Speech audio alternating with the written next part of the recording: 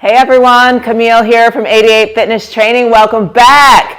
Today we're going to continue on with our series of maximizing muscle engagement for hypertrophy, but today we're going to talk about the rear delt. So definitely stay tuned. We're going to go through common mistakes, what you can do to fix that, and then the most effective exercises for getting that rear delt engagement.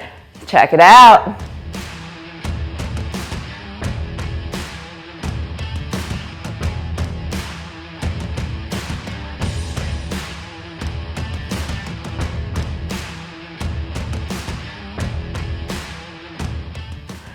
So when it comes to getting maximum engagement and really having deep mind-muscle connection, the rear delts can be a challenge to feel while you're working out. So we're going to go through that today. Just so we're all on the same page, when it comes to shoulders, there's three heads of the delt. There's the front, the side, the rear. We've already covered a video on max engagement for the side delt, so check it out if you haven't. So today we're going to focus all on this rear delt. It's on the posterior side. So let's get into it. The rear delt is actually one of the most neglected muscles there is in terms of working out. And there's a lot of reasons for that, y'all. I mean, one is just awareness. I think there's a lot of popular exercises out there like overhead shoulder press, side raises. And, you know, people get in the gym, they do those popular exercises, and then they don't really think to train the rear delt specifically. In addition to that, they're on our posterior side, so we're not looking at them all day. And typically when you think about filling in those shirts, you think about getting more width to the shoulders, which would be side delt. So there's a lot of different reasons on why they're the most neglected muscle, but today we're really focused on how do we get that deep mind-muscle connection and engagement on those rear delts. Mistake number one is going to be poor body position. So the bent over or reverse fly is one of the most popular exercises, ineffective exercises for rear delt flies, but a lot of times people are really far bent over like this, where they're really having to focus on that lower back, trying to support their upper body, and then they can't get and focus on that deep contraction on the rear delts. So a good way to fix that is either to do them seated or head supported, and I'll show you the head supported a little later. But seated, you want to lean forward so your chest rests on your thighs, and then you can come out to the sides like this and hit the reverse fly. So this completely takes the core support out of the equation, and I can really focus on getting that rear delt engagement. So you should really start to feel those rear delts versus the lower back at this point. So definitely check the body position and make sure you're able to focus on those rear delts and not another area. Mistake number two is going to be excessive body motion or movement and cheating the reps up, right? I mean, that's a common mistake just about on every exercise. So what happens is usually you just go too heavy. So I'll show you what happens when I grab these 15-pound dumbbells. I'm going to lean forward, and I'm not going to be able to really get them up. So what am I going to do? I'm going to cheat that weight up, right? So I'm rocking my body to be able to hit that full range of motion position. And unfortunately, I'm not focusing on the contraction at the top of the motion, nor am I focusing on the negative or eccentric part of the lift. So I'm missing two parts of the three-part lift. So I'm not getting a whole lot out of that. So what you really need to do, lighten those weights, right?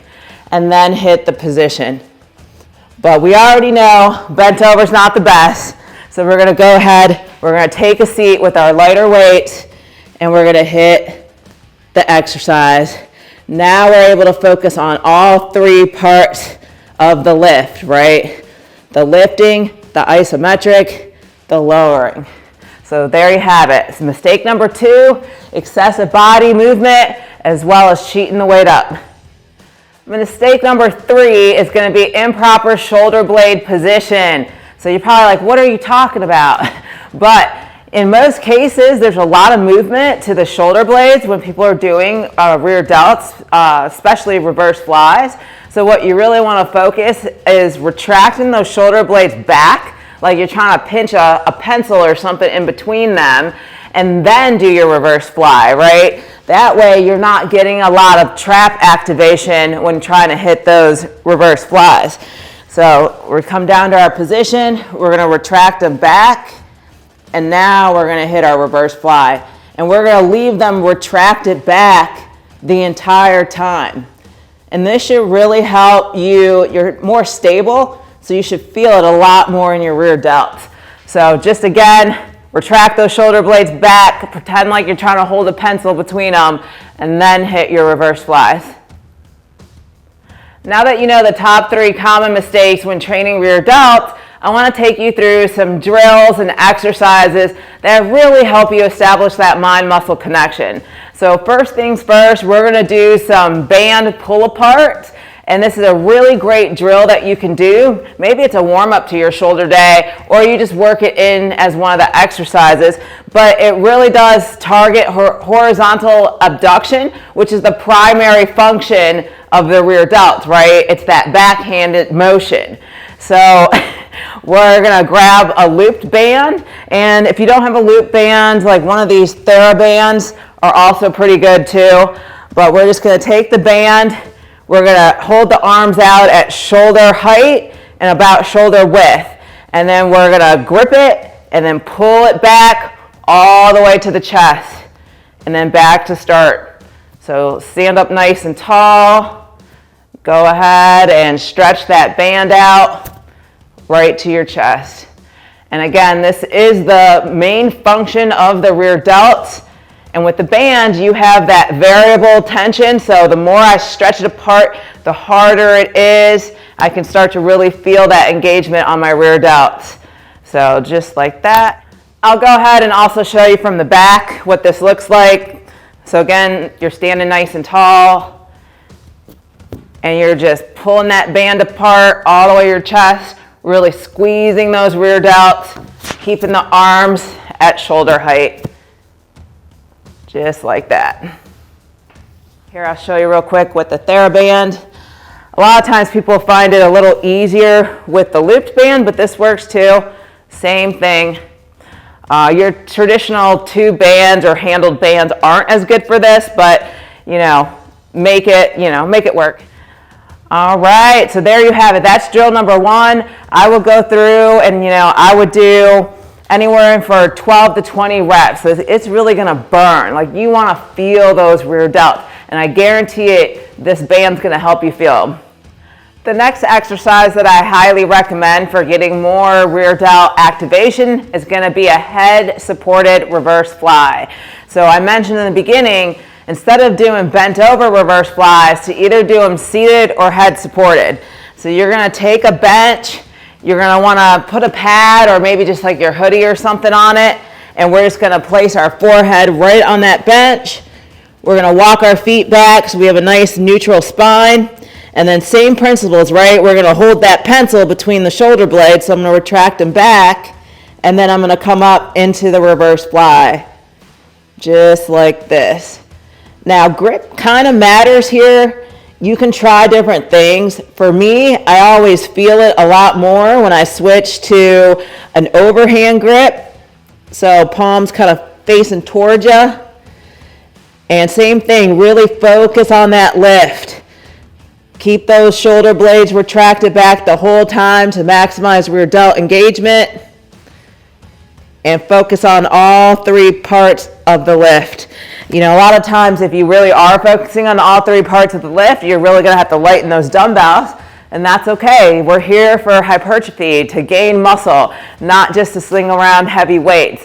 So definitely try the head supported row. Allows you to focus mostly on the rear delts without having to worry about supporting the weight of your body. Exercise number 3 for you is going to be a face pull. So it's common knowledge that face pulls are a really great rear delt exercise, and if you've seen our other videos, proper pulley height is important. You're not necessarily going to want a really high pulley. We're going to want one that's more shoulder clavicle height. In this case, I've got the double rope so I can hit full range of motion, and you can see the rope's about clavicle height here. All right, so instead of just your traditional face pull, I'm going to show you one of my favorite variations from Athlete X. It's a face pull with some shoulder rotation into a press. So here we go. We're gonna grab the rope, thumbs up grip. We're gonna come back, rotate out, and now we're gonna press overhead, keeping those rear delts engaged the entire time, and then reverse. So pull to our face while externally rotating the shoulders back. Once you've got that deep rear delt engagement, we're gonna press overhead straight up, squeezing, squeezing, back down, just like this. So come back, rotate out, press overhead. And I guarantee you, it's that little bit of external rotation and that overhead press that's super nasty on the rear delt. You can really feel that engagement. It doesn't take much reps. Like I could feel that after just the few that I did. So definitely give that a try. It's a little different twist on a traditional variation.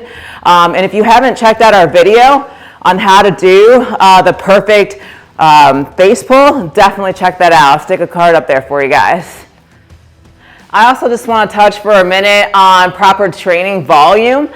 Because rear delts are so neglected and they recover relatively quickly, you can do a little more training volume than other parts of your delts. So one of the things that I personally do is I train them on my shoulder day, and I try to hit at least three good sets, different exercises for the rear delts, but I also train them on my back day. So I'll make sure, like if I'm doing a bent over row or something like that, chest support row, that I'll do that wide overhand grip. So I get a little more rear delt. Same thing, I'll put traditional pull-ups with a nice wide grip, hit some of that rear delt. So I'm able to hit them twice per week, getting that total 6 to 8 good sets in for the rear delts to get that growth.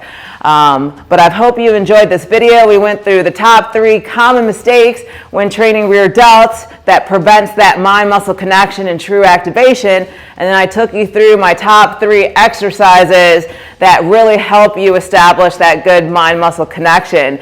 So for more videos like this one, definitely check out our shoulder playlist. Also, check out me and James live on YouTube every Sunday at 12 Eastern. It's your opportunity to ask us any questions you have and interact one-on-one with us. So as always, hit that like and subscribe. Camille, 88 Fitness Training.